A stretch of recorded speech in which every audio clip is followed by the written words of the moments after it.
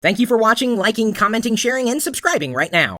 Jake is holding on to the Canon EOS Rebel T3i 18 megapixel CMOS digital SLR camera and Digic 4 imaging with EFS 18 millimeter. What kind of lens do you have on there? This is the 18 by 55 millimeter lens. If I had wanted a better stock lens, I would have gone with the model that comes with the 18 to 135 millimeter. So the T3i is a newer model that I guess would be replacing the T2i? Well, it's not necessarily replacing. It's more they did a slight update on it, added a few features, a more fit and polish. I think they realized that there are a lot of people in the world who do not have money for a 7D or a 5D Mark II, and so they made a slightly better variation of the T2i. Slightly better in what way?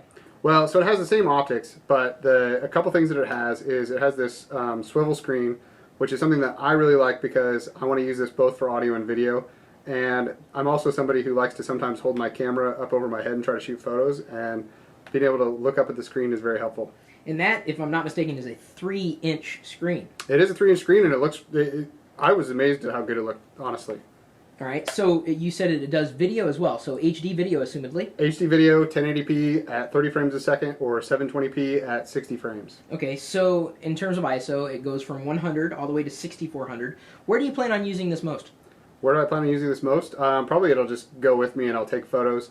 One of the things that I really liked about a couple of the times that we've been out at conferences is having a still camera that has an iFi card in it that I just automatically have the pictures sync through my the tethering on my phone and just go up to my Flickr page so that I have like stuff that's going up all day long. All right, so then it supports Canon's EF and EFS lenses. Yes. Do you have any other lenses, or is this the first Canon SLR that you've ever? No, I have a number of lenses. I think I have it's like a 50 or 55 to 250 millimeter lens, and then I have a macro lens that's like 11 millimeters to 18 millimeters. So really, the primary reason you purchased this camera over everything else, was it price? Was it the features, megapixels? What was it? Well, so I had been looking at the T2i and comparing that because Brandon that works with us has the T2i, and I liked that.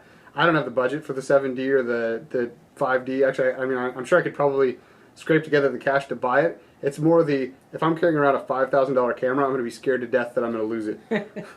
Now, have you ever lost a camera before? I haven't, but there's always the first time, and it'll of course be the $5,000 one that gets lost. And these should sell for under $1,000. Yeah. What you have right there in your hand. Yeah, this in my hand. This package is, I believe it was $849, both online and at Best Buy and stores. All right, so then it also has a viewfinder, not just the LCD. Yep. Yeah, you can hold it up to your eye. Well, I mean, you know, some people would ask. They said, "Is it just the LCD?" I actually mostly prefer to take pictures that way. It's just that having the swivel screen is a nice to have. Assumedly, it has some kind of a stabilization system. Image stabilization. That's Optical? I believe it is optical. Yes. Well, I'm just making. I mean, because most of the cameras will come with a digital stabilization, and I assume that if you're paying this much for a camera, it would have. Yeah, yeah. And I believe the I on the line is the image stabilization designator. Ah, fair enough. So then, in terms of removable media, SD, I assume it would be SDHC and SDXC as well. Yes. USB 2.0. Yep. Any other kind of connection options? You've got is that a hot shoe on top? There is a hot shoe on top. I have an iFi card, and the other thing that I like about the Canons, and I think some of the Nikon line has this as well, is integration of the iFi software, so that if you have an iFi card, you can actually put the iFi card in the SD slot just as you would. But then you can configure iFi options to enable uploading on the fly right on the camera's menu. So it sounds like a great introductory DSLR. It is, and I would say that it's probably better than introductory, because you might go with like I think there's still a T1 that is kind of the entry level, but this is certainly more entry level than, say, getting the 7D or the 5D Mark II. And it shoots RAW. It does shoot RAW. It will shoot either JPEG, RAW plus JPEG, or just RAW. Now, do you find yourself shooting a lot of RAW? I have pretty much never shot RAW. Really? They seem to be all the rage, especially with HDR photography. I don't do that much HDR. I do a lot of product photography, and frankly, I don't see any real benefit from shooting RAW for product photography, because it's not like I'm going to spend hours and hours tweaking the appearance of the image for a product. So any shortcomings with indoor photography at all? I've noticed that the white balance, particularly when we were trying to shoot video earlier, is kind of it trends towards the orange side of things, and it's not just my spray-on tan. I actually have a skin tone when we recorded. You did. That was shocking. It was amazing, actually. I would say. So far, no regrets in this purchase. No regrets so far. We'll see. I haven't actually tried any of my other lenses on it, so maybe I'll hate it. But I mean, they're all standard Canon lenses, so I can't imagine it'd be a problem.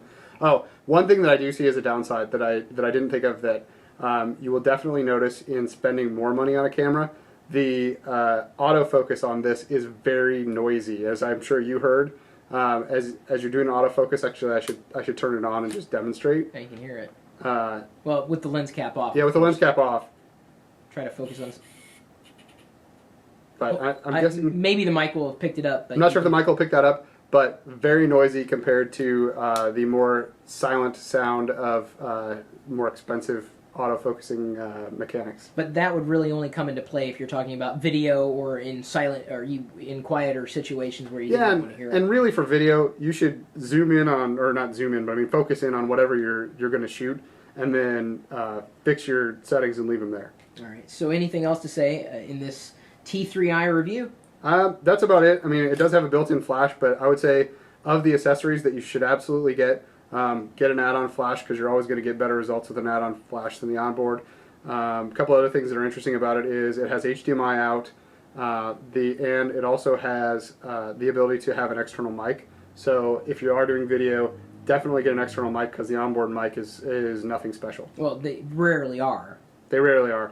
But, I mean, really, it's like these four little, like, salt shaker holes here on the left side of the camera body.